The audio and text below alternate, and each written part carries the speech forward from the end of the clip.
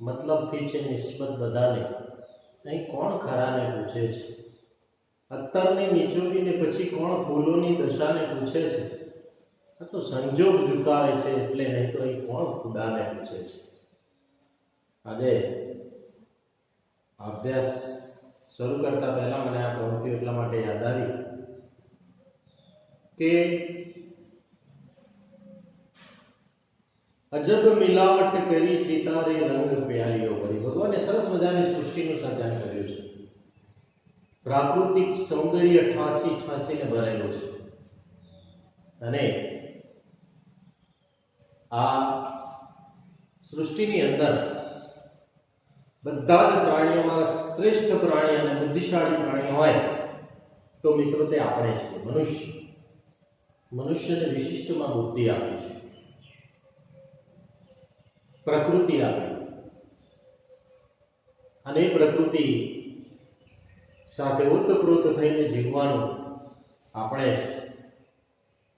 અને ત્યારે મિત્રો માણસના જે નૈતિક મૂલ્યો છે, આદર્શો છે, એનું અધઃપતન થયેલું આજે આપણને જોવા મળે છે. કદાચ એટલા માટે જ આ કાવ્ય કવિએ લખવું પડ્યું છે. આજે મને કવિ શ્રી ઉમાશંકર જોશીનું પેલું કાવ્ય યાદ આવે છે. વિશાળે જગ વિસ્તારે નથી એક જ માનવી, પશુ છે, પંખી છે, ફૂલોની છે વનસ્પતિ. લેશ માત્ર જો દુભાશે આ પશુ પંખીઓ તો એ માનવ તને ચેન નહીં મળે. સરસ મજાની વાત એ કવિતામાં આપણા કવિવર શ્રી ઉમાશંકર જોશીએ કરેલી છે. તો આવા કાવ્ય કવિએ કેમ લખવા પડે? આપણા કવિ કલાપીનું જ એક કાવ્ય છે, રે પંખીની ઉપર પથ્થરો ફેંકતા ફેંકી દીધો. બીજું એક કાવ્ય પણ યાદ આવે છે કે મને એ સમજાતું નથી કે આવું શાને થાય છે ગરીબોના કુબામાં ટીપુએ તેલ દોહેલું ને અમીરોની કબર પર ઘીના દીવા થાય છે. આદર્શો, નૈતિક મૂલ્યો ક્યાંક એવું તો નથી ને માત્ર દેખાવ પૂરતા જ રહ્યા હોય. આ પ્રકૃતિનું જતન કરવું એ આપણી નૈતિક જવાબદારી છે. દરેકને જીવવાનો જ અધિકાર, કોઈને કોઈને મારવાનો અધિકાર નથી. આવું કંઈક આ કાવ્યની અંદર વાત સ્ફૂર્ત થાય છે. તો આ બધી સમગ્ર વાત આપણે કરીએ તે પહેલા આપણે જોઈએ આજે કે આજે આપણે કાવ્ય જે જોવાનું છે તે છે કાવ્ય 11 શિકારીને, ધોરણ 10, જેના કવિ છે સુરસિંહજી તખતસિંહજી ગોહિલ. યાદ રાખજો તેનું ઉપનામ છે કવિ કલાપી, અને આ કાવ્યને કલાપીના ટીકારોમાંથી લેવામાં આવ્યું છે. આવું સરસ મજાનું કાવ્ય આપણે જોઈએ તે પહેલા આપણે કવિ પરિચય લઈએ. કવિ સુરસિંહ તખતસિંહજી ગોહિલ, એમનો જન્મ અમરેલી જિલ્લાના લાઠીના રાજવી પરિવારમાં થયો હતો. એ રાજાના કુંવર હતા, અને કલાપીનો ટીકારાવ સંગ્રહમાંથી તેમની કવિ તરીકેની પ્રતિભાનો પરિચય આપણને થાય છે. પ્રકૃતિના મનોહારી દ્રશ્યો અને માનવ હૃદયના જે ભાવો છે તેમની કવિતામાં કેન્દ્ર સ્થાને જોવા મળે છે. અને એમનો એક પ્રવાસ ગ્રંથ છે, કાશ્મીરનો પ્રવાસ, એ પણ તેમણે લખ્યું છે. ખૂબ ઓછું આયુષ્ય હતું તેનું. 26/1/1874 જન્મી અને 9/6/1900 તેમનું અવસાન થયું. 24-25 વર્ષની ઉંમર, યુવા વયે તેઓ અવસાન પામ્યા. અને તેમ છતાંય એ પોતાનું એવું સાહિત્ય સર્જન કર્યું, એવા કાવ્યો રચ્યા કે આજે પણ આપણા હૃદય પર રાજ કરે છે. આવું આ કાવ્ય છે શિકારીને. આ કાવ્યમાં પ્રકૃતિ જગત, પ્રાણી જગત સાથેનું સૌહાર્દ અને સૌંદર્ય દ્રષ્ટિને આવરી લીધી છે. કાવ્ય નાયક યુવાનને અહીંયા વાર્તા કહે છે કે તું આ સંહાર રહેવા દે, વિશ્વ એ સંતોનો આશ્રમ છે. વેદોની વસુદેવ કુટુંબકમની ભાવના અહીં વણાયેલી છે આપણા ભારતની અંદર. આ સૃષ્ટિમાં પંખી, ઝરણા, ફૂલ, આ બધું જ છે. આ બધું એક રૂપ છે. અને વળી સૌંદર્યનો એક મૂળગામી પ્રશ્ન અહીં છે કે તીરથી મારીને તો માત્ર પક્ષીનું સ્થૂળ શરીર જ મળશે, પણ તને એનો આત્મા નહીં મળે. પંખીને મારી નાખ્યા પછી એના ગીત તને નહીં મળે. અને આ જ વાત મનુષ્યને પણ એટલી જ લાગુ પડે છે. સુંદરતાને, કોઈ પણ સુંદરતાને પામવી હોય ને વિદ્યાર્થી મિત્રો, તો પહેલા આપણે સુંદર બનવું પડે. અને એ સુંદર કેવા બનવાનું? આપણી આંતરિક સુંદરતા હોવી, મન હૃદયની સુંદરતા હોવી જોઈએ, કરુણાનો ભાવ હોવો જોઈએ. એ સુંદરતાની એ વાત કરી છે. અને આ માત્ર શરીરની સુંદરતાની વાત નથી, સમગ્ર વ્યક્તિત્વના સુંદરતાની વાત છે. અને કાવ્યના અંતે સમગ્ર સૃષ્ટિ તરફ અનુકંપાથી વર્તવાની વાત કરી છે. અને આ આખું કાવ્ય મિત્રો અનુષ્ટુપ છંદમાં રચાયેલ છે. કાવ્યનું સાહિત્ય પ્રકાર છે પૂર્ણિકા, જેને આપણે સોનેટ રચના છે. જે 14 પંક્તિઓ હોય તેને સોનેટ કહેવામાં આવે. મૂળ ઇટાલીમાંથી ઉતરી આવેલો આ સાહિત્ય પ્રકાર છે. અને પ્રથમ સોનેટ બળવંતરાય ઠાકોરે, ગુજરાતી બળવંતરાય ઠાકોરને આપણે સોનેટના પિતા તરીકે ઓળખીએ છીએ. તો આ કાવ્યની સમજણ મેળવવી કે કવિ અહીંયા શું કહેવા માંગે છે, પહેલા આપણે કાવ્યનું ગાન કરીએ. તો મિત્રો પુસ્તકમાં ધ્યાન આપજો.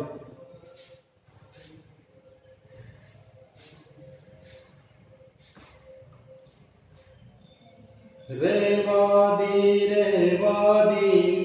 આ સંહાર યુવાન તું, ઘટે ના કુરતા આવી વિશ્વ આશ્રમ સંતનું, પંખીડા ફૂલડા રૂડા લગતા આચરણા કરું, ઘટે ના ક્રૂર દ્રષ્ટિ અહીં ત્યાં વિશ્વ સૌંદર્ય કુમળું, તીરથી પામવા પક્ષી વ્યર્થ આકૃરતા મથે, તીરથી પક્ષી તો ના કિંતુ સ્થૂલ મળી શકે, પક્ષીને પામવાને તો છાનો તો સુણ ગીતને, પક્ષી તેના પ્રભુ સાથે હૈયામાં મળશે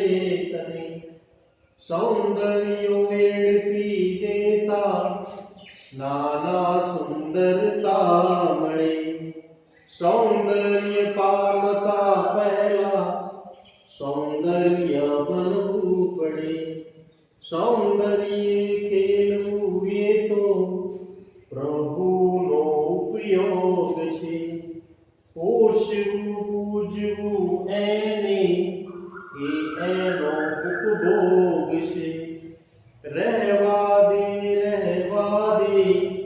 આ સંહાર યુવાન તું, બધે છે આર્દ્રતા છાઈ તેમાં કઈ ભરવું ભરું. વિદ્યાર્થી મિત્રો, શિકારીની કાવ્યનું સરસ મજાનું આપણે કાવ્ય ગાયું. આ કાવ્યના આરંભે કવિ કોઈ શિકારીને, કોઈ યુવાન શિકારીને પક્ષીનો સંહાર ન કરવા માટે વિનંતી કરે છે, વિનવે છે. પરમાત્માએ આ સૃષ્ટિનું કેટલું સુંદર સર્જન કર્યું છે. આપણે પહેલા જ વાત કરી કે અજબ મિલાવટ કરી ચિતારે રંગ પ્યારીઓ કરી. સરસ મજાના કેટલી સૌંદર્યને રંગી નાખ્યું છે. અને પરમાત્માએ કેટલા સરસ મજાના વિશ્વનું સર્જન કર્યું છે. એમાં પક્ષી, ફૂલો, ઝરણા, વન, નદીઓ, આ બધા જ આ બધા જ તત્વોની અંદર સૌંદર્ય રહેલું છે અને એ સૌંદર્યને માણવા સૌએ સૌંદર્ય દ્રષ્ટિ કેળવવાની છે. અને આથી કવિ શિકારીને સમજાવે છે કે પક્ષીનો સંહાર કરવાથી માત્ર પક્ષીનું સ્થૂળ શરીર જ તને મળશે, એનું નિર્જીવ મરેલું શરીર જ પ્રાપ્ત થશે. એના મધુર ગીતો, આનો સરસ મજાનો મીઠો કલરવ એ તને સાંભળવા નહીં મળે. પ્રકૃતિના તત્વો સાથે માનવ જો સહૃદયતાથી વર્તે ને તો જ વિશ્વમાં વસુદેવ કુટુંબકમની ભાવના જાગૃત થાય. કોઈનો સંહાર કરવાની ઈચ્છા પણ નહીં થાય, પરંતુ સમગ્ર સૃષ્ટિ પ્રત્યે એક અનુકંપા રહેશે, એક કરુણા રહેશે. આવા આ શિકારીને કાવ્ય દ્વારા કવિએ આ માનવ જાત ઉપર એક વ્યંગ કર્યો છે. આપણે વાત કરી કે માનવ સૃષ્ટિ, માનવ એ શ્રેષ્ઠ પ્રાણી છે અને ભગવાન કૃષ્ણએ પણ ગીતામાં કીધું છે, માનવની વ્યાખ્યા આપી છે કે માનવ કોને કહેવાય. તો ભગવાને કીધું કે જે મારા પગલે ચાલે તે માનવ. હવે આપણે નક્કી કરવું કે આપણે કૃષ્ણએ બતાવેલા આદર્શો જે છે એનું પાલન કરીએ છીએ કે નહીં. આજે જગતની અંદર અહીં કहीं સર્વત્ર સ્વાર્થ પરાયણતા જોવા મળે છે. માણસ પોતાના સ્વાર્થ માટે આ પ્રકૃતિનું કચ્છર ઘાણ કાઢી રહ્યો છે, પ્રકૃતિનું હનન કરી રહ્યો છે. એના માનવના ભાવને જાગૃત કરવા માટે કદાચ આ કવિ કાવ્ય લખવું પડ્યું હશે. યુવાન શિકારીને દેખે છે કે રહેવા દે આ સવાર યુવાન તું, ઘટે ના ક્રૂરતા આવી વિશ્વ આશ્રમ સંતનું. આ વિશ્વ એ તો સંતોનો આશ્રમ છે. આપણે આપણા ભૂતકાળમાં ડોક્યું કરીએ તો પહેલા આપણા ઋષિમુનિઓના આશ્રમો હતા. અને એવું કહેવાય છે મિત્રો કે આ ઋષિમુનિઓના આશ્રમમાં હિંસક અને અહિંસક બધા જ પ્રાણીઓ હળીમળીને રહેતા. હિંસક પ્રાણી અહિંસક પ્રાણીનો શિકાર ના કરતો અને અહિંસક પ્રાણી હિંસક પ્રાણીથી ડરતો નહીં, હળીમળીને રહેતા. કેટલું પવિત્ર વાતાવરણ હશે અને વાતાવરણની અસર જે પ્રાણીઓ પર કેવી પડી હશે. તો સૌથી મહત્વનો ભાગ ભજવે છે મિત્રો પ્રકૃતિનું વાતાવરણ, માનવનું કર્મ. અને એ માનવ કર્મ કોઈને છોડતું નથી. ઘણા બધા માનવની વસ્તી ભેગી થઈ હોય અને બાળક બોલું પડ્યું હોય તો પણ પોતાના માનવ અવાજ ઓળખી લે છે તરત જ, એટલા બધા માણસની વચ્ચે. એમ આપણું આ કરેલા કર્મો ક્યારેય સરનામું ભૂલતા નથી. એ પોતાનો જેને કર્મ કરેલું છે એને શોધી જ લે છે અને ભોગવવું જ પડે છે. તો આવો સંતોના આવા આશ્રમ છે. આ આખી સૃષ્ટિ સંતોનો આશ્રમ છે.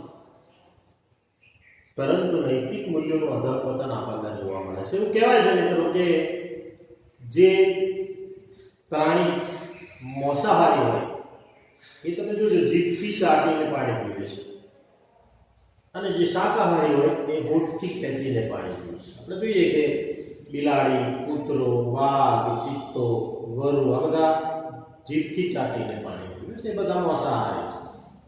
જ્યારે ગાય, ભેંસ, બકરી, બળદ અને આપણે માણસ આ બધા હોઠથી ખેંચીને પાણી પીએ છીએ. એટલે આપણને આપણું સર્જન શાકાહારી માટે થયેલું છે. પણ તમે એક વિચિત્રતા જુઓ મિત્રો કે બધા જ પ્રાણીઓ, દાખલા તરીકે ગાય, ભેંસ, બળદ એ ભૂખે મરી જશે પણ ક્યારે મોસ નહીં. જ્યારે સૌથી શ્રેષ્ઠ પ્રાણી, બુદ્ધિશાળી પ્રાણી મનુષ્ય, એને ઉપભોગ કરવા માટે, એને ખાવા માટે કેટલાય પ્રકારના અન્ન, કેટલાય પ્રકારના ફળો, કેટલાય પ્રકારની શાકભાજીઓ હોવા છતાં પણ એ પોતાના જીભનો સ્વાદ પૂરો કરવા માટે માંસાહારી બને છે. જીભનો સ્વાદ પૂરો કરવા માટે નિર્દોષ પ્રાણીઓનો ખાત્મો બોલાવી નાખે છે. આ કુદરતી સિદ્ધાંતના વિરુદ્ધની વાત છે. આપણું સર્જન શાકાહારી માટે છે. અહીં વાત એ જ આવીને અટકે છે આ કાવ્યની અંદર કે માનવ કેટલો સ્વાર્થ પરાયણ થયો છે, પોતાને આપેલી તાકાતનો કેટલો, શક્તિઓનો કેટલો દુરુપયોગ કરે છે. વાત અહીં તે છે. ને ત્યારે કવિ શ્રી કલાપી નું હૃદય અનુકંપા અનુભવે છે અને એ આ કાવ્ય દ્વારા આપણને સંદેશ આપે છે કે રહેવા દે આ સંહારી વાનતું ઘટેના ક્રૂરતા આવી વિશ્વ આશ્રમ સંતન પંખીડા ફૂલડા રૂડા લગતા આ ઝરણા તરુ ઘટેના ક્રૂર દૃષ્ટિ અહીં ત્યાં વિશ્વ સૌંદર્ય કોમળ. આ વિશાળ સૃષ્ટિની અંદર, આ સૌંદર્યની અંદર આપણે જોઈએ તો ફૂલ, સરસ મજાના ફૂલ, જાત જાતના ફૂલ કુદરતે કેવા ઉગાડ્યા છે. લતાઓ એટલે કે વેલીઓ, વેલાઓ, ખળખળ વહેતા ઝરણા, વૃક્ષો, આ બધા જ પ્રકૃતિના તત્વો છે અને એ પ્રકૃતિના તત્વોને સાચવવાની અને જાળવવાની જવાબદારી આપણી માનવોની છે. પણ આપણે શું કરીએ છીએ? એનું વિખંડન કાઢીએ છીએ. કેટલાય વૃક્ષો કપાઈ જાય છે, જંગલો ઘટતા જાય છે, પક્ષીઓ કેટલા ઘૂમડા હોય છે, એનો અવાજ, એનો કલરવ, એનો કર્ણપ્રિય અવાજ આપણા કાન ઉપર પડે તો ઘડીક એમ થાય કે સાંભળી લઈએ. એનું સૌંદર્ય કેટલું સુંદર હોય છે. જાત જાતના રંગના અને ભાતભાતના પક્ષીઓ. આપણે સસલાને જોઈએ તો કેટલું એકદમ નાજુક, એની આંખોમાં કેટલી નિર્દોષતા હોય છે. એમ થાય કે એને સ્પર્શ કરીશું ને તો પણ એ કરમાઈ જશે, એટલું કુમળું હોય છે. તો આવો વિચાર કેમ આવે કે એનો શિકાર કરો? માનવ તરીકે આવો વિચાર ન આવવો જોઈએ. અને એટલે કરી કહે છે કે રહેવા દે, આ જે પ્રકૃતિના તત્વો છે એનું સર્જન ખુદ ઈશ્વરે કરેલું છે, એને મારવાનો કોઈને અધિકાર નથી, માત્ર ને માત્ર જીવાડવાનો જ અધિકાર છે. આ બધું વિશ્વ સૌંદર્ય કોમળું છે, એને માણવાનું છે. પણ માનવ આજે શિકારનો શોખીન બન્યો છે અને પક્ષીઓને તીરથી શિકાર કરે છે. મિત્રો, આપણો પણ પરિવાર હોય છે અને પક્ષીઓનો પણ પરિવાર હોય છે. સવારે ચારો લેવા નીકળી પડતા, આ ચણવા માટે નીકળી પડતા પંખીઓની અંદર પણ બાળકો ક્યાંક વૃક્ષ ઉપર રાહ જોતા હોય છે કે ક્યારે અમારા મા બાપ પાછા આવશે. અને ત્યાં જ રસ્તાનો જો એનો સંહાર થઈ જાય તો એમના બચ્ચાઓ કેટલું કલ્પાંત કરી મૂકે. આ એક કલ્પના જ આપણને ધ્રુજાવી નાખે છે. તો આપણે એનો શિકાર કેવી રીતે કરી શકીએ? તીરથી પક્ષી તો ના, તીરથી પામવા પક્ષી વ્યર્થ આ ક્રૂરતા નથી. આ તીરથી તું પક્ષીને પામવા માટે મથે છે ને, એ વ્યર્થ પ્રયત્ન છે, ખોટો પ્રયત્ન છે. તું તીરથી આ પક્ષીને નો શિકાર તું કરીશ, પણ એ પક્ષી તને નહીં મળે. હા, એનું સ્થૂળ શરીર મળશે, એનું નિર્જીવ નિશ્ચેતન થઈ ગયેલું શરીર તને પ્રાપ્ત થશે, પણ એનો જે મીઠો મધુર અવાજ છે, કલરવ છે, એ પછી ક્યારેય સાંભળવા નહીં.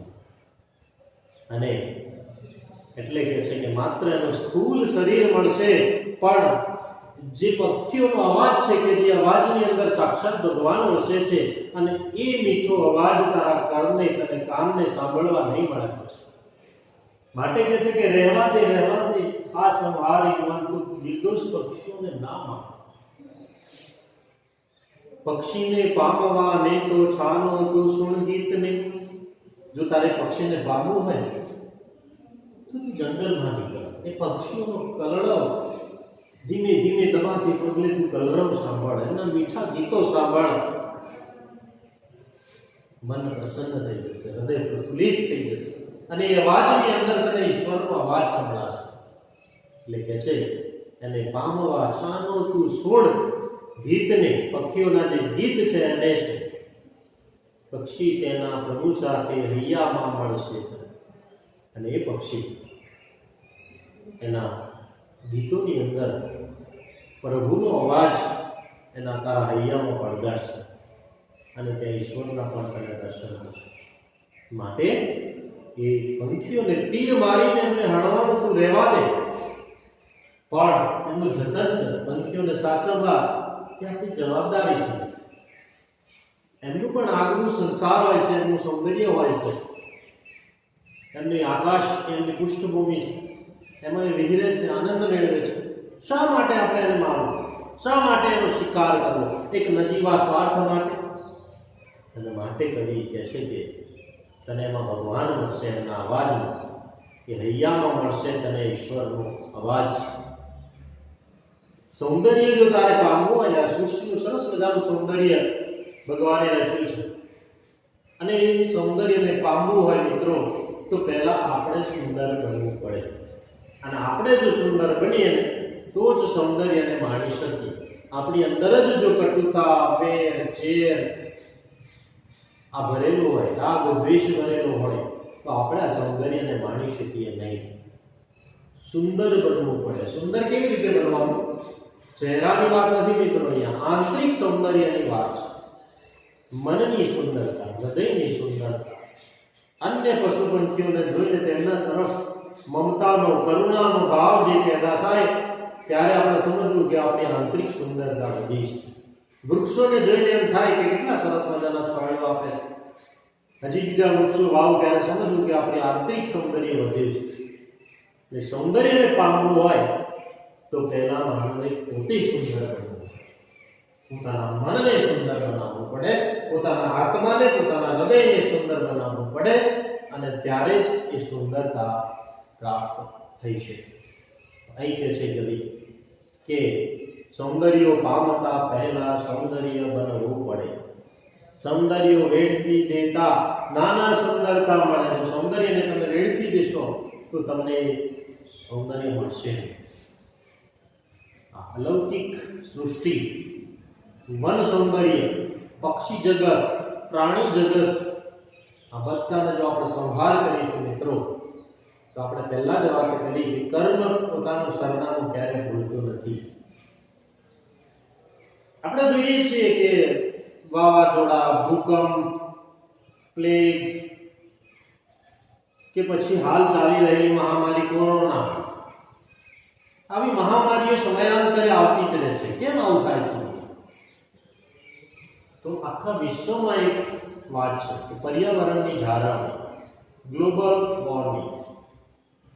પર્યાવરણ જો નષ્ટ થશે, નિર્દોષ પશુ પક્ષીઓની જો સામૂહિક હત્યાઓ થશે, એનો જે ચિત્કાર છે, આપણે વૃક્ષોને કાપીએ છીએ તે વૃક્ષોનો ચિત્કાર, પંખીને જો હણીશું તો એનો ચિત્કાર આ બ્રહ્માંડમાં જશે, અને બ્રહ્માંડમાં હાહાકાર મચી જાય, અને પછી આસમાની સુલતાની તૂટી પડે છે. કુદરતી આફત જેને કહીએ, અને જેનાથી હું, તમે કે કોઈ બચી શકશે નહીં. એટલે કર્મ ક્યારે સરનામું ભૂલતું નથી. આપણો આ જે મહામારીઓ છે એ આપણે જ કરેલા કર્મોનું ફળ છે. માટે જ આપણે આ પ્રકૃતિના વૃક્ષો, પશુ પંખીઓ, પ્રાણીઓ, એમનું જતન કરીશું, એમને સાચવીશું, એમને કષ્ટ નહીં આપીએ, એમની તરફ ક્રૂરતાપૂર્ણ વ્યવહાર નહીં રાખીએ, તો ચોક્કસ આખું વિશ્વ સુંદર બની જશે.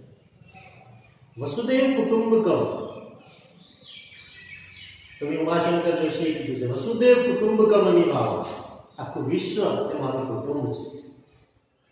હું બીજાને કેવી રીતે નુકસાન પહોંચાડી શકું? મિત્રો, અહીં વાત આ કરી છે કવિશ્રી કે આખી સૃષ્ટિનું આપણે જતન કરવાનું છે. કોઈને મારવાનો અધિકાર નથી આપણો, માત્ર જીવાડવાનો જ અધિકાર છે.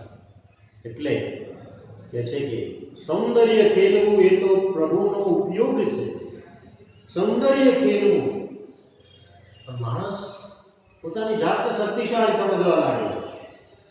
અને એના કારણે વૃક્ષોનું નિકંદન કાઢતો જાય છે પોતાના નિજી સ્વાર્થ માટે, પોતાના ભૌતિક સંપત્તિનો વિસ્તાર કરવા માટે માણસ વૃક્ષોનું નિકંદન કાઢે છે, પશુ પંખીઓના જંગલો છીનવી લે છે અને કેટલાય પશુઓની હત્યા પણ કરે છે, પંખીઓની હત્યા પણ કરે છે. કવિશ્રી કહે છે કે સૌંદર્ય ખેલવું એ પ્રભુનો ઉપયોગ છે, એનાથી પ્રભુ રાજી નહીં થાય. એ તો ભગવાનનો ઉપયોગ કર્યો છે, એનો ઉપયોગ કરીશું તો ચોક્કસ એવું ફળ આપણને મળવાનું છે. પરંતુ પૂછવું પૂજવું એનો ઉપભોગ છે. એ સૌંદર્યને સાચવવું, પંખીઓને સાચવવા, એમને હૂંફ આપવી, વૃક્ષોને સાચવવા, એમને પણ હૂંફ આપવી, પ્રકૃતિ સાથે એકરૂપ થવું, એ ઉપભોગ છે. ઉપભોગ એટલે માણવું, એ સૌંદર્યને માણવાનું છે, એને નષ્ટ કે વિસર્જન નથી કરવાનું.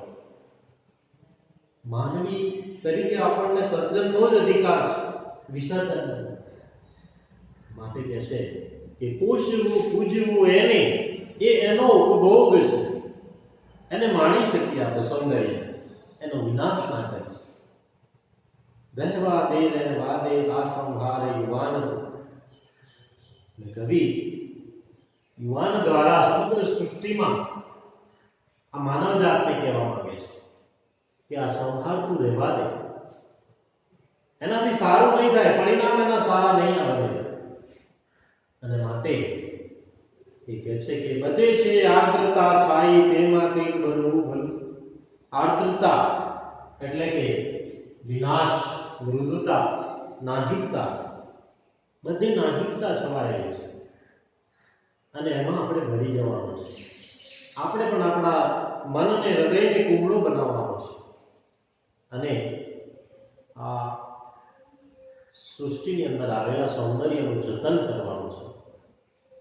તો આખા કાવ્યની અંદર કવિ આ સૌંદર્યને જાળવણી કરવાની વાત કરે છે, આ સૌંદર્યને પામવા માટેનું જતન કરવાની વાત કરે છે.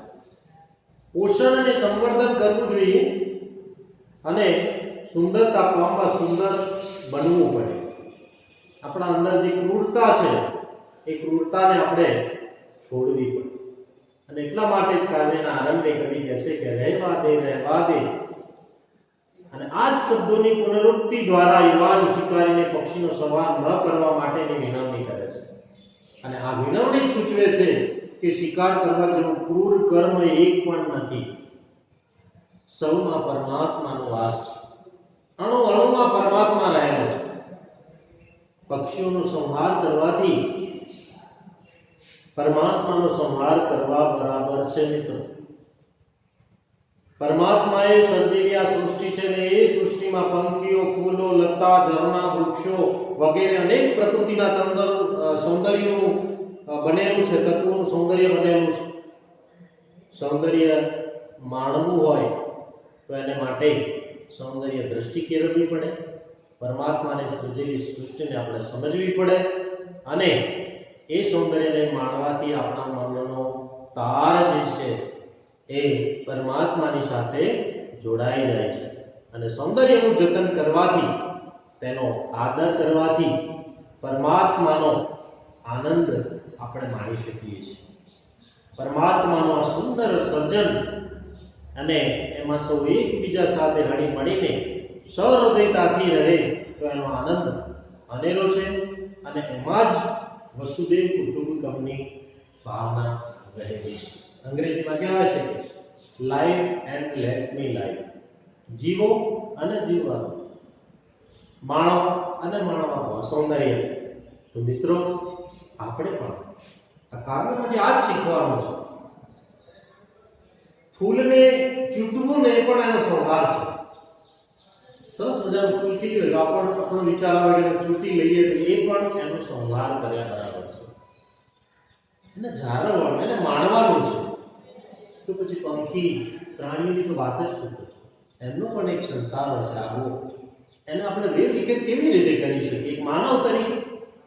મિત્રો આમાંથી આપણે બોધપાઠ લઈશું કે હું પણ વસુદેવ કુટુંબકમની ભાવના મારા જીવનમાં ઉતારીશ અને જીવો અને જીવવાદોની ભાવના ને અનુરૂપ બનીશ, કુદરતમાં આપેલા સૌંદર્યને માણીશ અને એનું જતન કરીશ એવો હું સંકલ્પ લઉં તો જ શ્રી કવિ કલાપીએ લખેલું આ કાવ્ય સ્વીકારી એનું આપણે ચરિતાર્થ કર્યું કહેવાશે. તો આખા કાવ્યની અંદર અહીં આ શિકારીને શિખામણ આપે છે. સૃષ્ટિનું સૌંદર્ય એ પ્રકૃતિના તત્વોમાં છે, એને માણતા આવડવું જોઈએ. એ મૃગ કસ્તુરી જેવું છે. જો આપણને માણતા આવડે ને તો આપણે ક્યારેય કોઈનો વિનાશ ના કરીએ. અને સૌંદર્ય પામતા પહેલા આપણે આંતરિક સુંદર બનવું પડે, મન અને આત્માને પવિત્ર બનાવવું પડે. બીજા તરફ કરુણાની દ્રષ્ટિથી જોતા શીખવું પડે. પક્ષીઓને પામવા તેના મધુર ગીતો, અઢળક પંખીઓ છે. કેટલાક પંખીઓ તેવા છે આપણે ક્યારે જોયા કે સાંભળ્યા નથી, અને સાંભળો એનો અવાજ કેટલો મધુર હોય છે, અને માનવ એમાં આપણે પરમાત્માના દર્શન થાય, ભગવાનનો અવાજ સંભળાય. અને આખા કાવ્યની અંદર પર્યાવરણના જતનની વાત કરી છે, માનવના ક્રૂર સ્વભાવ પર વ્યંગ કર્યો છે. માટે માત્ર આપણે આપણું એટલું જ પેટ ભરવા માટે અન્યને નુકસાન ન પહોંચાડીએ અને આપણને જે મળ્યું છે એમાં સંતોષ માણીએ, અથવા તો આ સૌંદર્યને વેડફી ના દઈએ, એને ક્રૂર સાથે ક્રૂર રીતે ન વર્તીએ તો ચોક્કસ પર્યાવરણની જાળવણી થશે, કુદરતની જે આફતો છે એ ઓછી થઈ જશે અને માનવ આ સૃષ્ટિ ઉપર પ્રાણીઓ સાથે, પશુ પંખીઓ સાથે, વૃક્ષો સાથે હળી મળી અને એકરૂપ થઈ અને આનંદથી કિલ્લોલ કરતો એ જીવી શકશે. આવી આ વાત કરી કલાપી આ કાવ્યમાં સરસ મજાની વાત કરી છે. મિત્રો, અહીં આપણું કાવ્ય પૂરું થાય છે. નમસ્કાર, જય હિન્દ. મારો આ વિડીયો તમને ગમ્યો હોય તો નીચે સબસ્ક્રાઇબ અને લાઇકનું બટન આપેલું છે મિત્રો, એ બટન તમે એને દબાવશો તો એ સબસ્ક્રાઇબ થશે અને તેને કારણે હવે પછી આવનાર અભ્યાસક્રમ છે એ પણ આપણે જ્યારે યુટ્યુબ ઉપર મૂકીશું ત્યારે તમને સીધો જ પ્રાપ્ત થઈ જશે. માટે આ ચેનલને સબસ્ક્રાઇબ અને લાઇક કરવાનું ભૂલશો નહીં. જય હિન્દ.